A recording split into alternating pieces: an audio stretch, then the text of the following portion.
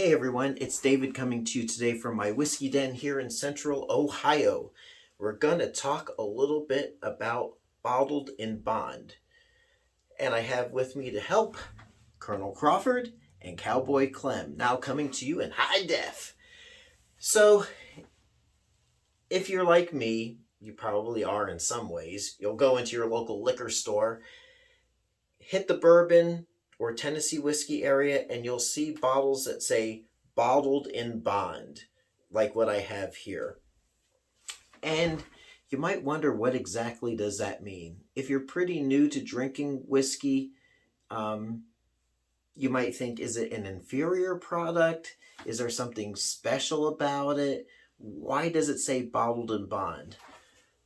Well, this dovetails with a recent video I did about what did they drink in the Old West, and I'll link that at the end of this video. But now, Colonel Crawford and Cowboy Clem, take your places, and let's see how this came about. So take it away. Now, see here, Sonny Jim, you can't go around taking my fine bourbon, watering it down, putting molasses in it, and passing it off in those saloons out west as genuine fine straight Kentucky bourbon. Well, you see, Colonel, it's like this, I've got so many saloons out there in the West that want your product, but you just aren't giving me the right stuff or enough of it. So I've got to go ahead and I got to water it down and I got to make some sort of bourbon substitute, and those cowpokes out there don't know the difference. Well, I'll say, boy, if you're gonna keep doing this, I'm gonna have to do something about it. You're adding stuff and bottling it at varying proofs and calling it fine Kentucky bourbon. But it just ain't so, son.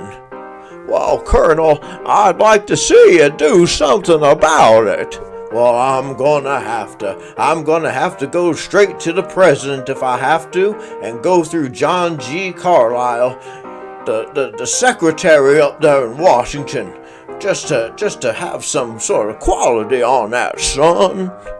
Well, I'd like to see you try, Colonel. And so it happened that Colonel E.H. Taylor, yes, of Old Taylor Bourbon fame, went straight to the government. He contacted one Mr. John G. Carlisle, who was Secretary of the Treasury at the time, and together they helped push through the Bottled in Bond Act of 1897. And this act was the nation's first consumer protection law, which essentially protects people from buying or using shoddy products. In the case of whiskey, it means you aren't drinking tainted whiskey or any other distilled spirit disguising itself as such, ensuring you are getting a quality whiskey product every time you see that on the label. So, I have my trusty notes right here. This is basically off of Wikipedia, and this is what the interweb has to say. So, to be labeled as bottled in bond or bonded, the liquor must be the product of one distillation season, either January to June or July to December, by one distiller at one distillery.